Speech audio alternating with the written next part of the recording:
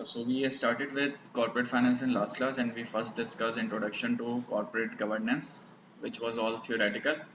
Then we discussed capital budgeting. A major portion of capital budgeting or the calculations related to capital budgeting had already been covered in quantitative method, so we only covered the additional parts. Now we are moving on to cost of capital. So for capital budgeting, what you need is you need to forecast future cash flows and then you discount them back to present. For discounting them back to present, you need a discount rate, and that discount rate comes in from cost of capital. So this topic is about cost of capital, that how do you actually arrive at the discount rate or cost of capital. Then next reading is methods of leverage, which is a very small reading. There is only one small topic, methods of leverage, so shouldn't be it is just very one small single topic, so would be very simple. Then working capital management. So we have covered first two, now we are on third one, which is cost of capital. So when we say capital, capital has two sources primarily. It is debt and equity, and you also have preferred stock, which is somewhere a combination of debt and equity. So it is generally said to be equity because it is shares, but it has qualities of debt because it has a fixed dividend, just like debt has a fixed interest rate. So now the question is, or preferred stock.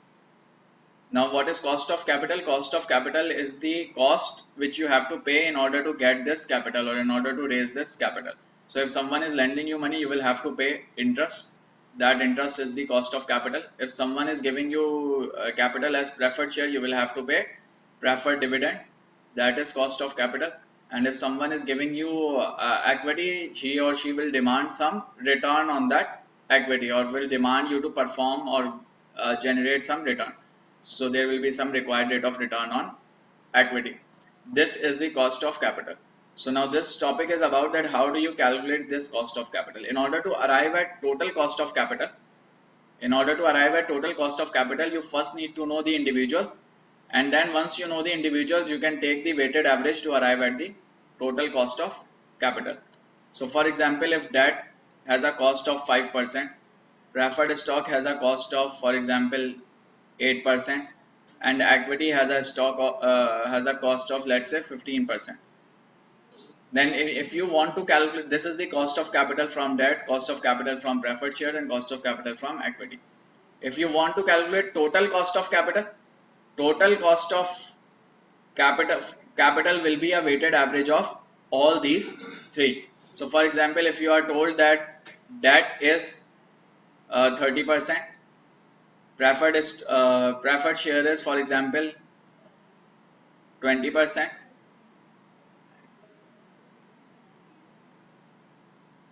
and equity is, for example, 50%. So your total cost of capital will be 30% of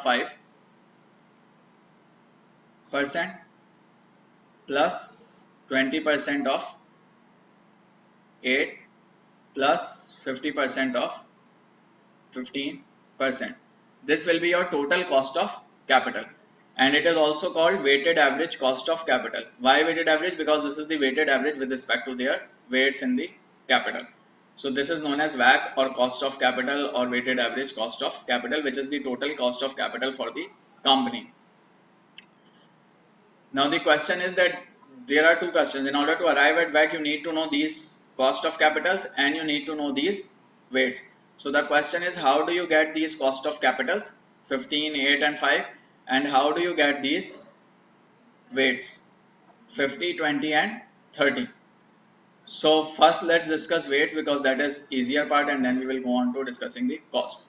So when you are finding out weights, there are multiple ways of finding out weights. So one of the key ways is that you, for example, look at the company's balance sheet, and on balance sheet you can find out how much is debt, how much is preferred share, how much is equity. Another possible way is that instead of looking at balance sheet, you look at the company's management's plan. Management would have given some plan or some estimate that in future management will raise debt or will raise equity or something, and based on that you work out how much will be equity, how much will be preferred share, and how much will be debt in future. Another possible way is that you look at the competitors and you find out the industry average capital and take that uh, as the weights. So there can be multiple weights which you can take or which are available. Now the question is, which one should you take? So remember two key points. First, you always take the target capital structure, not the current capital structure. So if current capital structure is, let's say, 30, 20, 50, but company tells you that the target is, or in future it will go to 40, 10 and 50, then you should take that as the weighted average cost of capital, because your cost of capital is always futuristic. You are calculating cost of capital for the capital which will be raised in future, not for the capital which has already been raised. So you always use target capital structure. Now the question is, how do you get target capital structure? Maybe management has given the target capital structure already, so you take it as it is. Maybe current structure is the target capital structure. Maybe there are no changes, then you take current capital structure as it is. But whatever the case, remember you should be futuristic.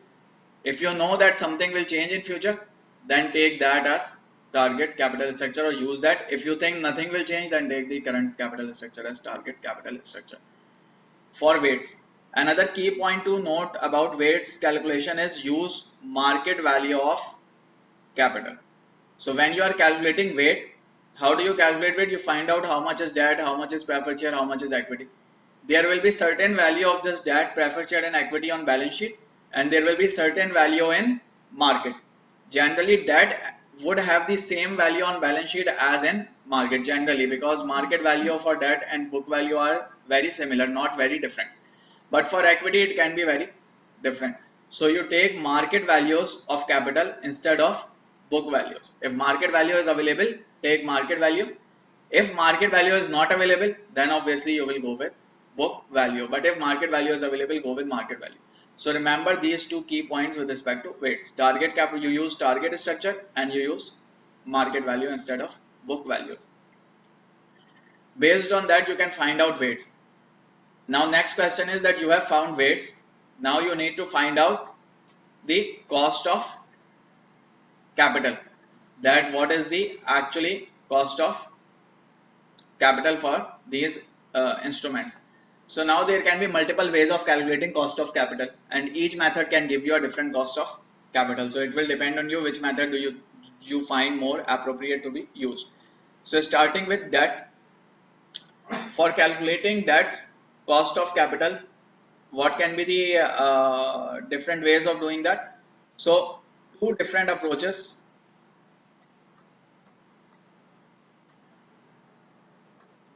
Two different approaches for cost of debt is, so we had three instruments: debt, preferred share and uh, owner's equity, common stock.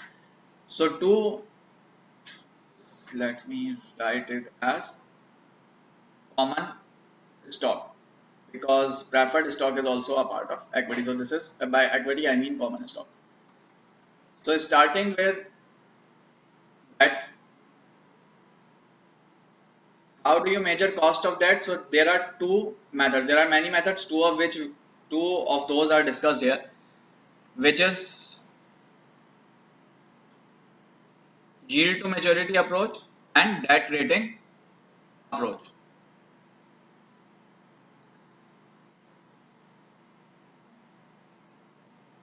What is yield to maturity approach? In yield to maturity approach, what you do is you find out what is the yield on the bonds recently issued by the company, or the debt recently borrowed by the company, or the debt recently taken by the company. So you find out the yield on that, and based on that you decide that okay, this is the yield which is being paid on the similar bond, so this should be the cost of capital. So cost of debt will be the yield which is being paid on debt instruments, or the yield which is offered on the debt instrument. How do you calculate yield? You already know it. If you know the price, if you know future value, if you know coupon payment, if you know number of periods, you can calculate the yield. Yield is that rate at which price will equal the present value of all future cash flows, or it is a kind of IRR. So that is yield, and you can take that yield as the cost of debt. Another approach is debt rating approach.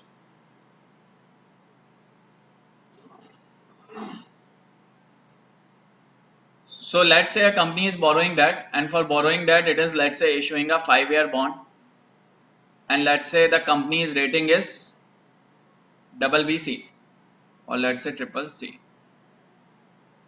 double B. So what you do is you go to market and find out what are the yields available on 5-year bond with double B rating, and you find out a similar bond which has 5-year maturity and double B rating, and you find out what is the yield on that bond. And when you find out the yield on that bond, you assume that when company issues a similar debt, it will also have the similar yield, because its risk profile is similar due to rating, its maturity is similar.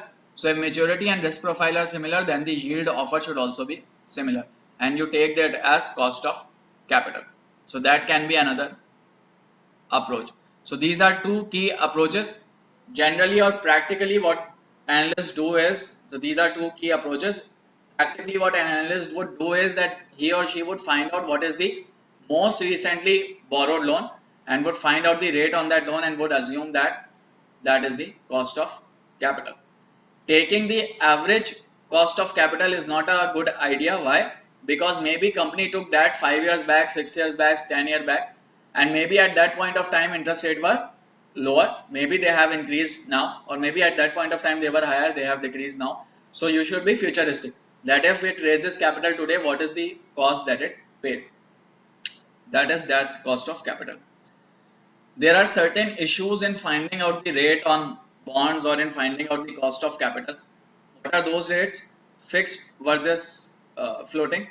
So sometimes bond or debt has a fixed rate, fixed interest rate, and sometimes it has a floating rate. Fixed rate is easy to find, so you can easily find out what is the rate on the bond, it will be quoted. But for floating rate, you cannot actually find out what will be the cost, because it will depend on future interest movement. If interest goes up, cost will go up. If interest goes down, cost will go down. So it is difficult to estimate a cost of capital on floating debt instruments. Also, some debt may not be very simple. So maybe there is a bond which is being issued to borrow loan, and it has some option like features. For example, it is a callable bond, it is a puttable bond, it is a convertible bond.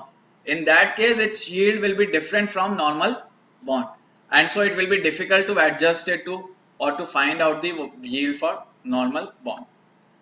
Also, when you are using debt rating approach, what you do is you find out the bond with the similar rating. But let's say if the company is not rated, if company's credit rating is not available, or if a company does not have any bond which has a credit rating available, in that case you do not have a reference point, you do not have a benchmark, so you do not know what the rating will be. So non-rated debt is another problem. Or leases.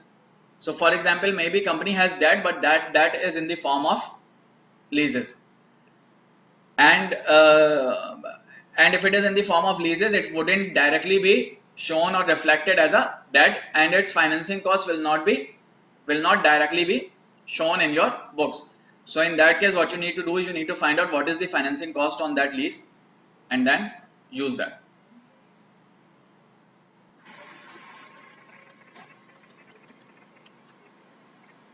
So that is about that. Next is preferred stock. For preferred stock, simply the dividend which you are paying on preferred stock is the cost of capital for preferred stock. One key point to notice that if company issued, let's say, preferred stock 5 years back, and it will have some dividend on it, and let's say if it is issuing preferred stock today, it will have some dividend on it. So if you are calculating cost of capital, you will take the dividend for the recently issued, or that preferred stock which will be issued in future. And then you have common stock or common equity. So again, there can be multiple ways of calculating return on common stock or the cost of capital on common stock, and three of the major methods which are discussed here are CAPM, dividend discount model, and bond yield plus risk premium approach. CAPM is simply risk-free rate plus beta into market risk premium, and market risk premium is return on market minus risk-free rate. This is CAPM. DDM is dividend discount model. In dividend discount model, you calculate the rate based on the dividends which are being paid by the company. And how do you do this? So if I am talking about a dividend discount model and if I am calculating the value as of today, then using Gordon growth model, value as of today is next year's dividend divided by R minus G. G is sustainable growth rate, R is your required rate of return on equity, and this V can be called price as of today. So this is the present value of all the future dividends which are being paid. And if I have to calculate required rate of return on equity, what I can do is I can rearrange this equation and I can take required rate of return on equity on left hand side and bring all else on right hand side. So it will be required rate of return on equity equals D naught into 1 plus G divided by P naught plus G. This will be required rate of return on equity. Or I can also write it as D naught into 1 plus G is D1. This is required rate of return on equity as per DDM. So as per DDM, required rate of return on equity is D1 divided by P naught plus G.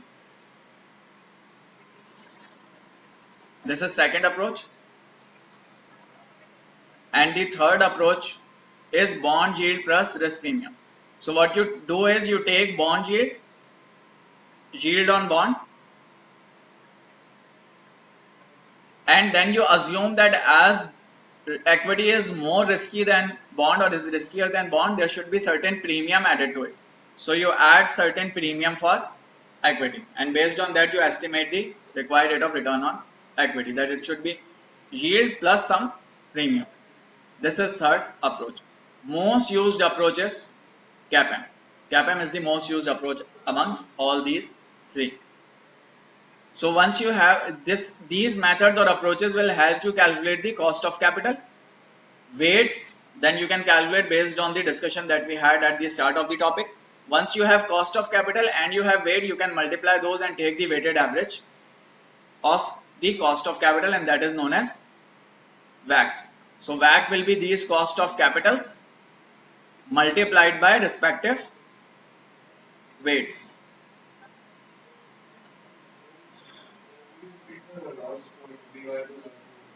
So you know that equity is riskier than bond.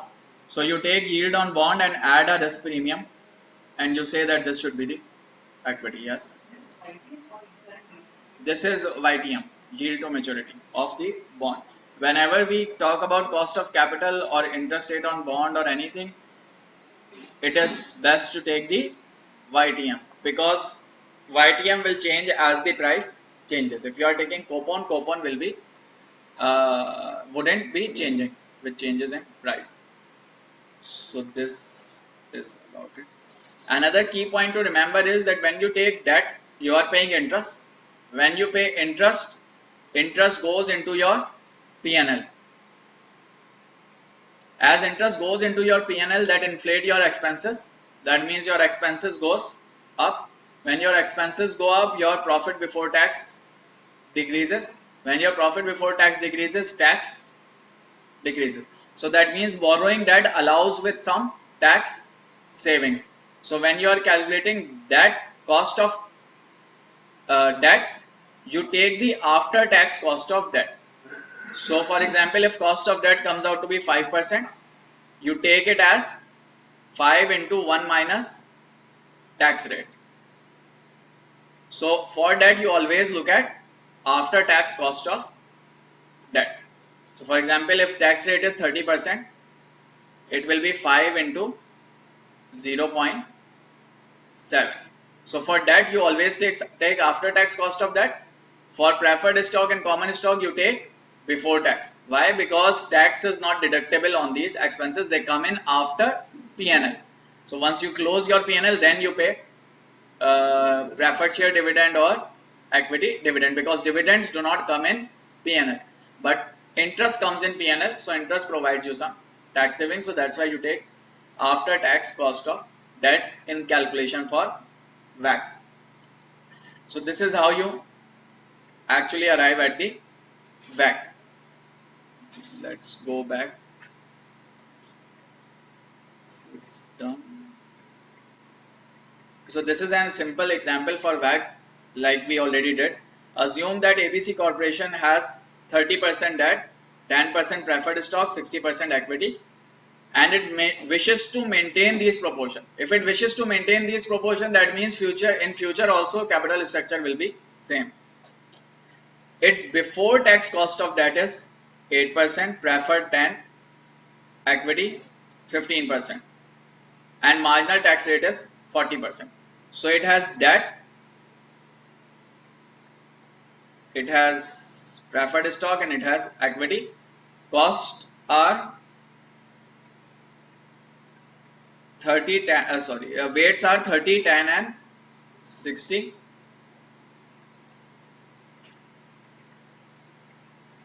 And costs are 8, 10 and 15. But this 8 should be taken on after tax basis. So this is, they have told you this is before tax cost of debt. So on after tax basis it will be 8 into 1 minus tax rate. Tax rate is 40%. So 8 into 0.6. When you multiply these and add them up, that will give you the WACC. So WACC will simply be the weighted average of all these costs. So 0.3 into 0.08 into 0.6, 0.1 into 0.1, 0.6 into 0.15. When you do this, you will get 11.44%, which is the WACC. This we have done that you take after tax cost of debt. For equity, whatever the cost is, it remains the same no matter what the tax rate is, because tax is not deducted for equity purposes. So for equity, you take after tax and before tax will be same. For debt, after tax will be lower, before tax will be higher, and you take after tax. Weight we have discussed how to take it. Another question can be that, for example, if an analyst thinks that company's capital structure will change, and he wants to find out what will be the target capital structure, then should he find out the target capital structure? One of the key ways is that it, for example, assumes that company's current capital structure is the target capital structure. So that is one way of doing it. Another possible way is that it finds out management commentary or management expectations or targets, and if management has given an estimate about the future, he or she takes that estimate. Or another way to go about it is that, for example, he finds out what is the average capital structure in industry, and he assumes that this company will eventually move towards the average capital structure of industry. So that can be another approach. So it can vary from analyst to analyst or analyst expectations about the future. Some may take the current capital structure, some may take a different capital structure. But if you know target capital structure, then for sure you should take target instead of present. If you do not know target, then you can take these approaches to arrive at target capital structure. Now the question is that when you raise capital, you pay cost. So capital comes for cost. When you raise more capital, you will pay more cost. So will this rate stay constant or increase? So let's say for raising $100, you had a cost of 10%. Now if when you raise 50 more, will the cost for this 50 be same, higher or lower?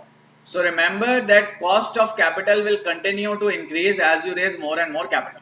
So let's take it in the form of demand and supply, or with the concept of demand and supply. Let's say these $1,000 are available to be borrowed.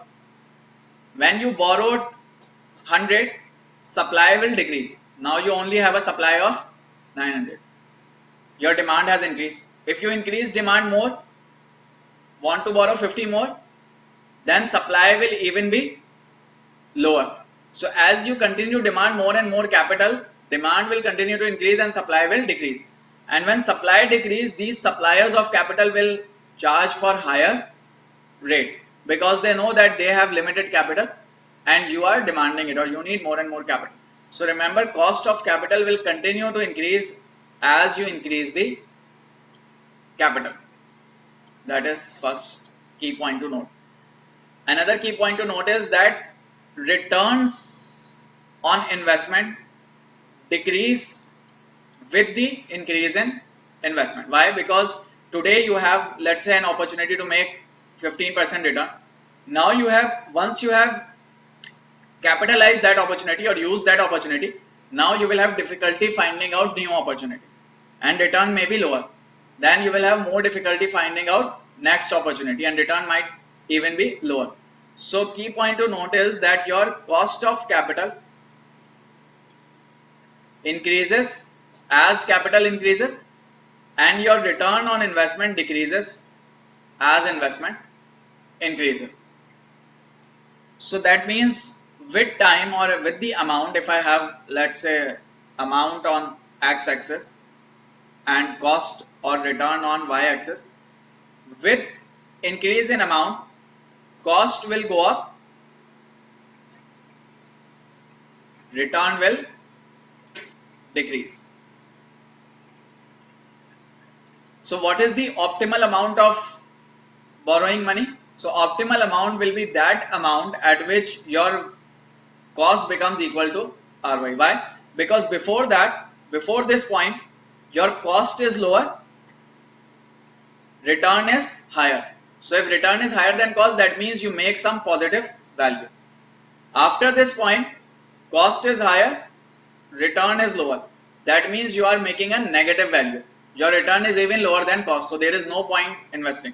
So that means you should operate at a point where these two meet or these two become equal. As long as your ROI is higher than cost of capital, you should continue to invest.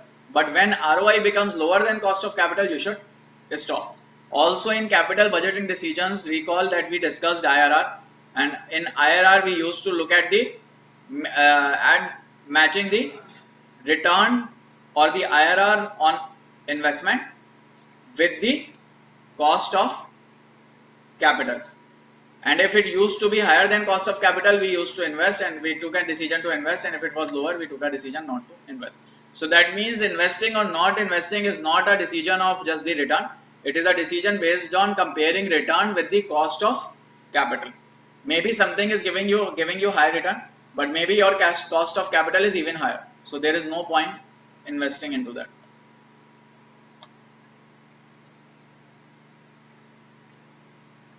So this is marginal cost of capital, this is investment opportunity schedule, and this is your optimal capital budget where these two become equal.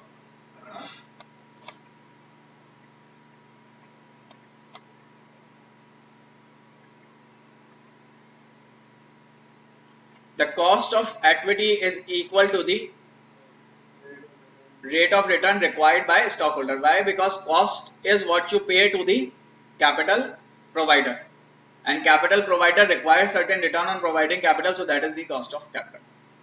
Using dividend discount model, what is the cost of equity?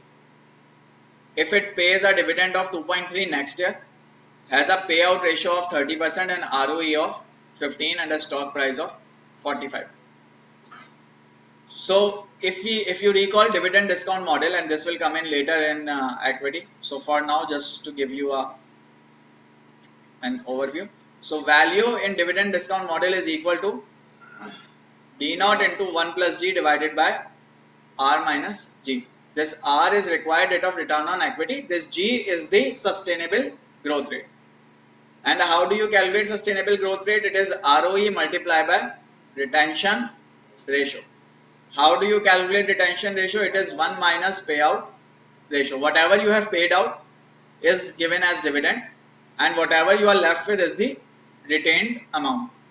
So here they have told you payout ratio is 30%. If payout ratio is 30%, retention ratio will be 70%.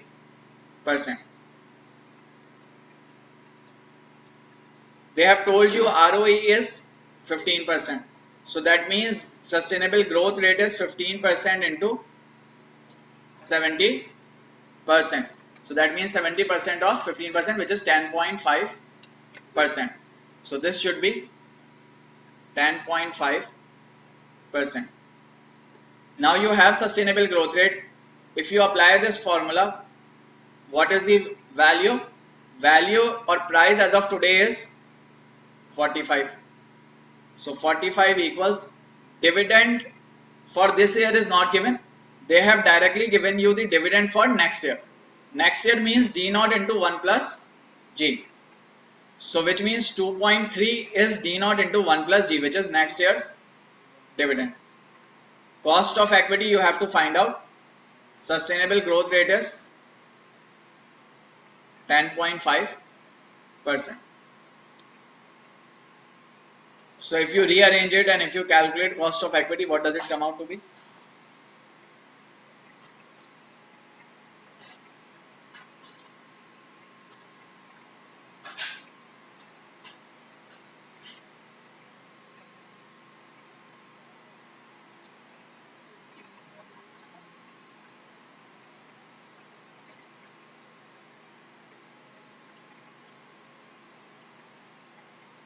(15.61%).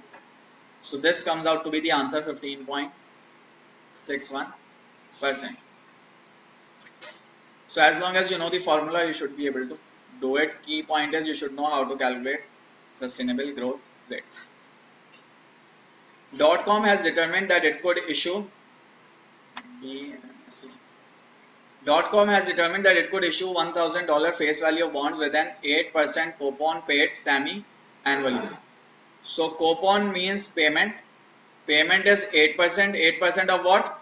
Face value. So 8% of face value is 80. Paid semi-annually. Paid semi-annually means that you will pay every 6 months. So if you are paying every 6 months, payment every 6 months will be 40. 80 is for the year, 40 will be for semi-annual period.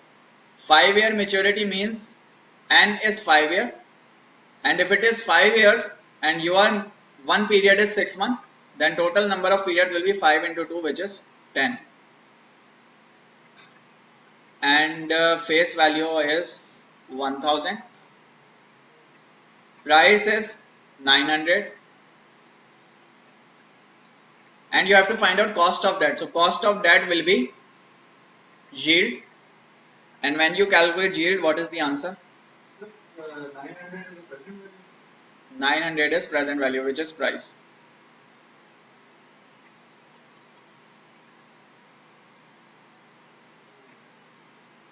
What's the answer?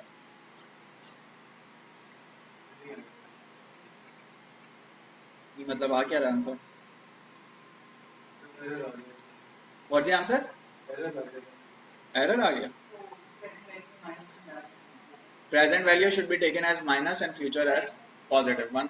5.31. So 5.31 is the yield for 6 month period, because we took an as semi-annual, we took payment as semi-annual. So that means the answer which we get for yield, which is 5.61, 5.61, right? 5.31. Okay. So answer which we get, which is 5.31, is semi-annual yield. So if semi-annual yield is 5.31%, what will be the annual yield? Annual yield will be 5.31 multiplied by 2, which is 10.62%. This is the cost of debt, but this is before tax. So after tax cost of debt will be 10.6 multiplied by 1 minus 38%. So this multiplied by 2. It should be 6.6%. So C is your answer. So if you know how to calculate yield, if you know how to calculate cost of debt, if you know how to calculate after tax, before tax, you should be able to do it. Shouldn't be a... So in your calculator, it assumes it as a loan amortization schedule, as cash flow.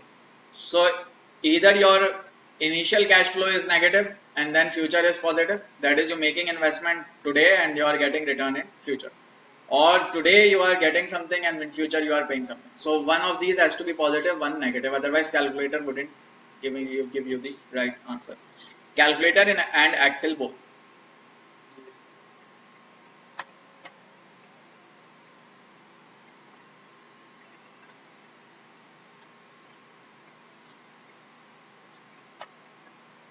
Okay, so before we do part A and B of this topic, we will do part C.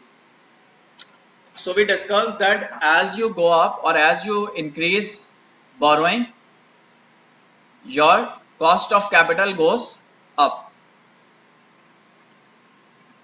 So as your borrowing increases, cost of capital goes up, and we discussed that it goes up like this. But this was just for explanation. In reality, it wouldn't be this smooth. Why? Because there will be certain limits after which it will reset. So it will be kind of like this. Why? Because you have a combination of debt and equity, and debt and equity will change its rate at different values. So it will be staggered. In reality, it wouldn't be just a smooth line. So the point at which it changes cost of capital, the point at which cost of capital changes, that point is known as break point. Point at which any one source changes cost of capital. So you have two sources, debt and equity. Point at which any of these change cost of capital, that is known as break point. Break point means that point onward cost is different. So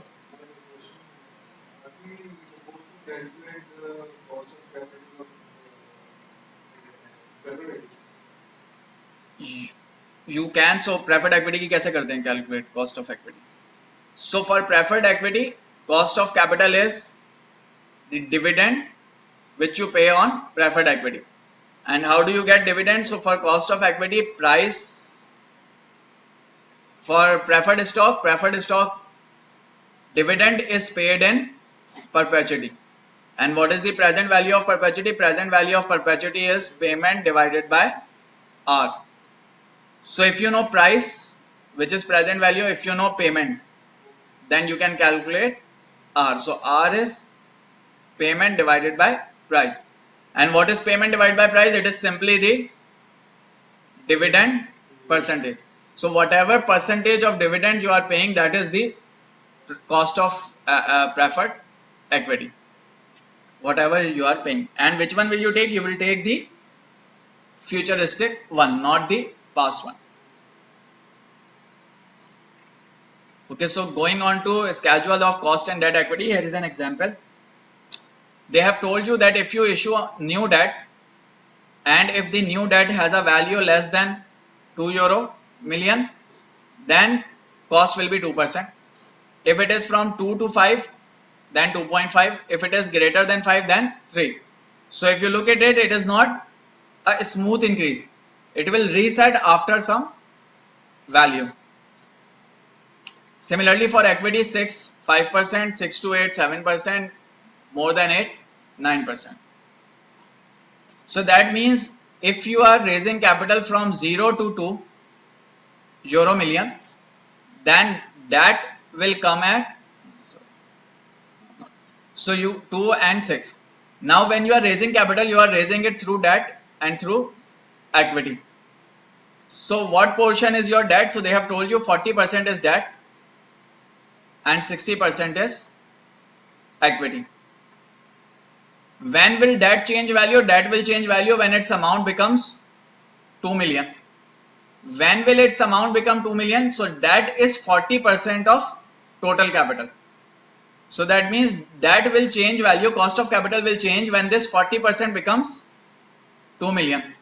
And when this 40% is 2 million, what will be the total amount? Total amount will be 2 divided by 0.4, which means 5 million.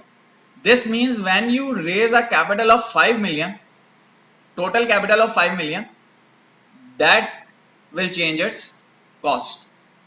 When total capital is 5 million, that will be 2 million. and at 2 million that changes cost. So that means if I am starting from 0, at 5 million my cost will change. Up till 5 million my cost will be same. For that, after that it will increase. When will it increase next? Next will be changed at 5 million. So that means after that, when 40% becomes 5 million, which is 5 divided by 0.4, it will change cost again, which is 12.5. That means it will again be changed at 12.5 million.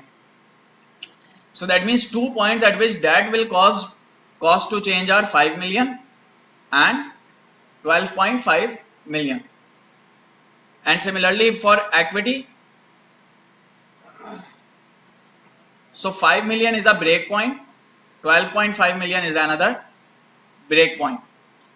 For equity, equity will change cost at 6 million, but equity is 60%. So that means this 60% should be 6 million. When 60% is 6 million, total 100% will be 6 divided by 0.6, which is 10. Then it will change at 8. 8 divided by 0.6 is 13.3. So these are two other breakpoints. So that means total breakpoints will be, first cost will change at 5 million, then at 10 million, then at 12.5 million, then at 13.3 million. Here and here, that will cause a change in cost, and for this and this, equity will cause a change in cost. Total cost of capital will change even if that changes or equity cost changes. So that means these are the 4 breakpoints on which cost of capital will change. So based on this information, you should be able to find out the breakpoint. Breakpoint is simply amount of capital at which source cost of capital changes. For example, 2, 5, 6, 8 divided by proportion of new capital from source, which is 40% for debt in this case and 60% of equity. So these are the break points. Break point means the point at which cost of capital will change.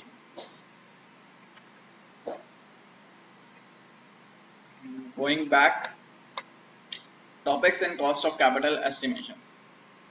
So we discussed that when you calculate cost of equity, one of the methods is CAPM. Within CAPM, we discussed that required rate of return is risk-free rate plus beta into market risk premium. We discussed that market risk premium means return on market minus risk-free rate. This is easily available. Risk-free rate is easily available. Market risk premium is, market rate is easily available. This is easily available. Beta is something which you have to estimate. How do you estimate beta? So for estimating beta, what you do is you find out the stock prices. You calculate stock price returns. You find out market prices and calculate market returns. Then you run a regression of market return and stock return. You plot market return on x-axis. You plot stock return on y-axis. You run a regression and you find out a straight line. You calculate the slope of this straight line and that becomes your beta. So that means beta can be estimated for using stock prices and market prices. But now the question is, for publicly listed companies or trading companies, you have stock prices. But for companies which are not publicly listed or which are private, you do not have stock prices. So as you do not have stock prices, you cannot estimate beta. So the question is, how do you estimate beta for a private company or for a project which is not publicly listed? For any investment which is not publicly listed, how do you find out the beta? So beta for that particular investment is found using a method which is known as pure play method. What is pure play method? So let's say that there is a company X. Company X, let's say, is a consumer goods company. and you want to find out the beta for this company X, and it is a private company, you want to find out beta, but you do not have stock prices, so you cannot find out the beta. So what do you do? First step is that you look for a comparable company, comparable listed company. So when you find out a comparable company, let's say you find out Procter and Gamble, you find out that Procter and Gamble is similar to X. So if Procter and Gamble is similar to X, that means Procter and Gamble's beta can be used as a proxy for this company, because both have similar business. So you find out the beta for Procter and Gamble. Let's say you find it out as 0.7. This is known as levered beta or equity beta, also called equity beta and also called levered beta. So let's say you found out that it is 0.7 or 0.8 or whatever the number is. Now next step is that if it has a beta of 0.7, then this company should also have a beta of 0.7. But there is one difference. It might have more debt or less debt, and this company might have more or less debt. Both can have different capital structure. And if capital structure is different, then risk is different. Why? Because increase in debt leads to increase in risk. So if there is more debt, that means there is more risk. If there is less debt, means there is less risk or lesser risk. So what do you need to do? You need to adjust it for debt. So in second step, what you do is you find out that what will beta be if there is no debt. So you find out asset beta, which is also known as unlevered beta. So what you do is you remove the impact of debt from this beta. And how do you do this? You take levered beta and you divide it by 1 plus 1 minus T into debt to equity ratio.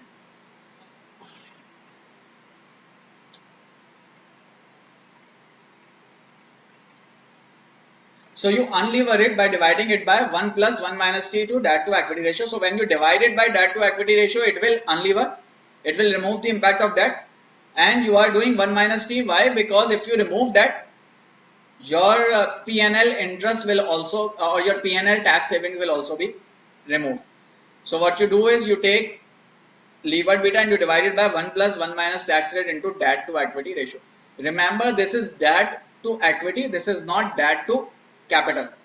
So if debt is 70%, equity is 30%, and if you do 70 divided by 100, that is wrong, that is debt to capital. Here you will do debt to equity, which is 70 divided by 30. Yes. Debt to asset. Capital is asset. So that you take debt to equity ratio, not the leverage ratio or not the debt to asset ratio, and then you unlever it. When you unlever it, you get unlevered beta, also known as asset beta. So now you know that this will be the beta if there is no debt. Now third step is, what is the beta for this company? It will have some debt to equity ratio. So now you lever it again for the debt to equity ratio of this subject company. So for this subject company, now what you do is you again calculate levered beta using the same formula. Only difference is now debt to equity ratio will be the debt to equity ratio of subject company. So you lever it again for the debt to equity ratio of subject company. This is how you calculate beta for private company or project or investment. Any problem? Confusion? Okay, so first you estimate beta for comparable company, then you unlever it, and then you lever it. These formulas are very important, so make sure you remember it. This is known as pure play method. And here is a question. Asset betas for relevant ABJ and OPUS respectively are, by asset beta it means unlevered beta, and unlevered beta is levered beta. What is levered beta? 1.7, also known as equity beta. So 1.702 divided by 1 plus 1 minus tax rate multiplied by debt to equity ratio. So debt 0, equity 3800. So 0 divided by 3800 is 0. So you solve it and it comes out to be 1.702. Why same? Because already there is no debt. If there is no debt, then this equity beta in itself is the asset beta. Why? Because asset beta is that beta in which you assume that debt has been removed. So next one, you have 2.8, 1 plus 1 minus 23% multiplied by 6.5 divided by 2150. When you do this, you will get the asset beta. And what's the answer?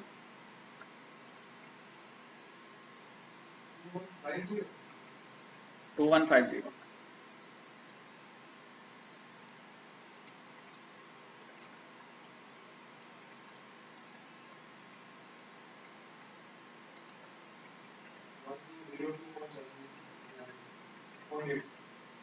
2.8 will be the answer. 2.81. Final answer will be 2.81.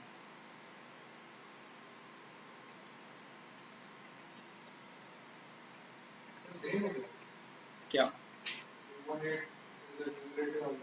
This is 2.80, this is 2.81. The difference is very little because the value of debt is very low, next to negligible. So answer will be 1.7, 2.81 and 3.44 for asset betas. नहीं, गलत है. B is correct. Relevant is 1.70. 2 point. So probably due to some decimal error. So it is 2.8 divided by 1 plus 0.77 multiplied by 6.5 divided by 2150.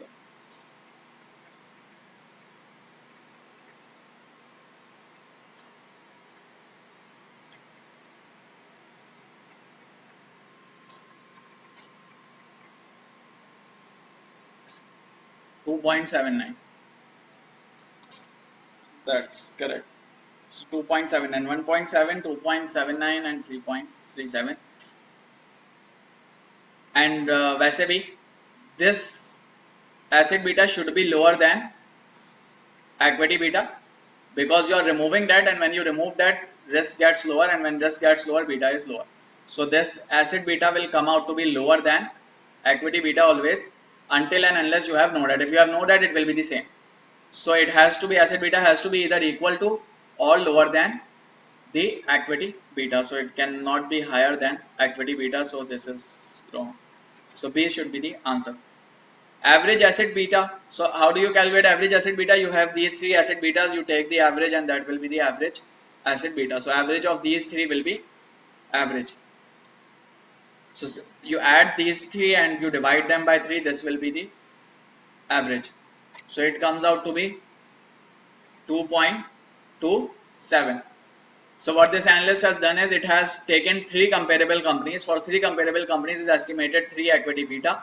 Then it unlevered all these 3 and calculated 3 unlevered betas. And then it took the average of those 3. So now he has the average unlevered beta for the industry. Now he levers it for the subject company, and the capital structure for subject company is debt to equity ratio of 0.01. So when he levers it, it will be 2.27 multiplied by 1 minus tax rate, which is 0.77, multiplied by debt to equity ratio, which is 0.01, multiplied by 1 plus 1 minus. So 1 plus 1 minus tax rate into 0.01, so it will be 0.01 multiplied by 0.77 plus 1 multiplied by 2.27, so it will be 2.29 using the cost of, so it will be 2.29 approximately 2.287. They have asked you for cost of capital. Cost of capital is risk free rate plus beta into MRP. So it will be risk free rate, which is 5.25, plus beta, which is 2.29, multiplied by MRP, which is 7. They have already given you equity risk premium, so you take it as it is. Had they not given you this, and had they given you market rate and risk free rate, then you would have taken the difference of these two. But this is not market rate, this is the premium. So they have directly given you premium, so you plug it in, and when you do this, you will get the answer, and answer should come out to be 21%. So that means if you can calculate beta or estimate beta, you should be able to estimate the or calculate the cost of capital as well. Any question, problem? Okay, so moving on, we have discussed how to calculate WACC, we have discussed how to calculate cost of debt, cost of equity, cost of preferred stock. Let's say you are calculating cost of equity, you are doing investment and you calculate cost of equity as, this is your cost of equity. But let's say that you are making investment into another country. So let's say this is a company in developed economy. It is making an investment into emerging market or developing economy. The risk associated with developing economy is higher. Risk associated with developed economy is lower. So when it goes to developing economy, it has to incorporate, it is taking some additional risk. When it is taking additional risk, then it has to incorporate that risk in the cost of capital calculation. What is that risk? That risk is known as country risk. And what is the premium? So if it is taking a country risk, it will incorporate a premium for it. So the premium for country risk is known as country risk premium, CRP. So that means a country risk premium should be calculated and incorporated with the market risk premium, because this is not the only premium which it is taking, it is taking a country risk as well. So now the question is, how do you account for country risk premium? So one of the most basic ways is that you take sovereign yield. By sovereign yield means yield on government bond in developed economy minus sovereign yield in developing economy.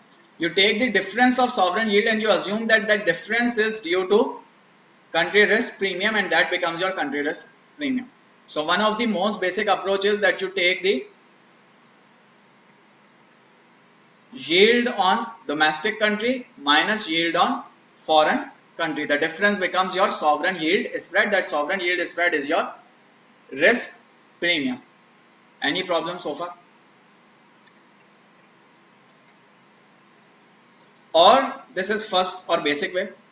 Another method is, or builds upon this method, that is, you have taken this differential, but let's say that the equity market volatility is higher than bond market volatility. So if equity market volatility is different than bond market volatility, you need to adjust that for that as well. Why? Because if you have taken this difference, this is only bond market. You haven't adjusted for additional volatility which is there in equity market. So how do you adjust for this?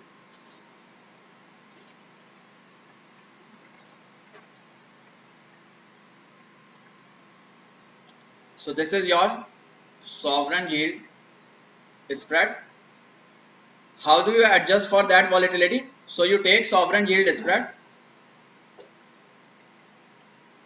you multiply it by the annualized standard deviation on equity market of developing country, and divided by the standard deviation on bond market of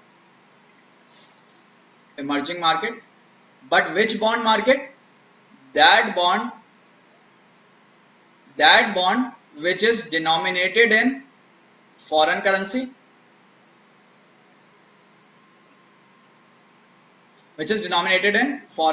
and which is risk free. So for example, if you are talking about a US company investing into Pakistan, sovereign yield of US minus sovereign yield of Pakistan will be sovereign yield spread. So for example, you take 10-year treasury bill, US treasury bill, you take 10-year PIB. You take the difference of these yields and that will be your sovereign yield spread. Then you multiply it by the standard deviation on equity market of Pakistan. Then you select a bond in Pakistan which is denominated in US dollar. So for example, Euro bond which is denominated in US dollar. You find out what is the standard deviation on that particular bond and you take it in denominator, and that will give you the country risk premium. Then you add the country risk premium to the market risk premium in cost of capital and to estimate the cost of required rate of return on equity. So this is how you do it. And here is an example. Miles Avnog, an analyst with the global companies estimating country risk premium to include in estimate of cost of capital. He has researched yields in Argentina and observed that 10-year government bond in Argentina is 9.5%. Similar bond in US is 4.5%. So that means sovereign yield spread is 9.5 minus 4.5, which is 5%. Now next step is you adjust it for standard deviation. Annualized standard deviation on Argentina stock index is, standard deviation on stock index is 40%. Annualized standard deviation of Argentina dollar denominated government bond is 28%. So Argentinian bond by the Argentinian government but denominated in dollar, it has a standard deviation of 28%. So this will be your country risk premium. So this is how you get country risk premium. So if interest rates in a country go up, its premium CRP should go up. If volatility of equity market goes up, its CRP will go up.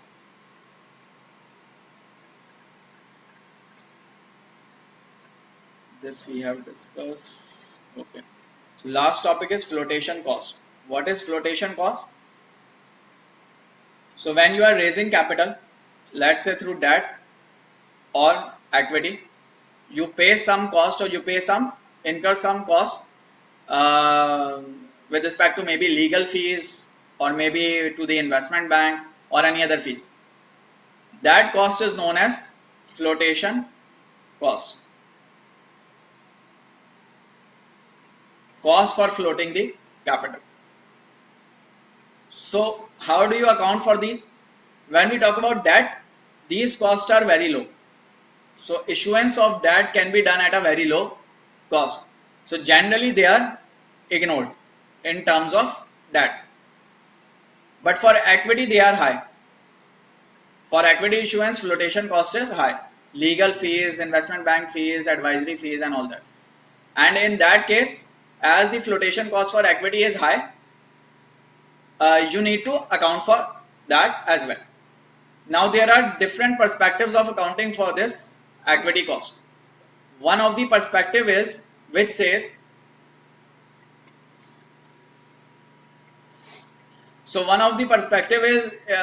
says that when you calculate cost of capital or required rate of return on equity, you divide dividend by price. So this one perspective says that you have the price So you remove flotation cost from the price when calculating discount rate. What will it do? It will inflate your discount rate. So your cost will get adjusted in discount rate. That is one perspective. That is, you adjust the cost in your discount rate. That is one approach. Another approach is that you do not adjust it in discount rate, just take it as it is, and once you have found the NPV, then subtract it from NPV. So these are two perspectives to it. For debt, it is generally ignored. For equity, there are two perspectives. Either you take it like this, or you take it as NPV minus floating cost. Idea is you have to adjust for flotation cost. Now how do you adjust it? You can either adjust it in discount rate or in NPV. How can you have it? So what is the amount for it, or how do you get it? So it can either be in absolute amount, or it can be in percentage. By percentage, it means percentage of a price. So it can be, let's say, 2% of price. If it is 2% of price and you are using this method, it will be P naught into 1 minus 2%, which is this case. Or it can be, let's say, for example, $50. In that case, you just subtract it from price. So idea is you have to adjust it. Either you adjust it as absolute amount, or you adjust it as a percentage, whatever is given to you.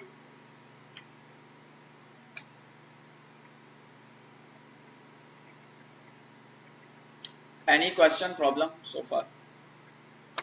So this is it about the reading. There is a survey at the end which tells you that a survey of large number of US company CFOs reveals that most popular method to estimate cost of equity is CAPM.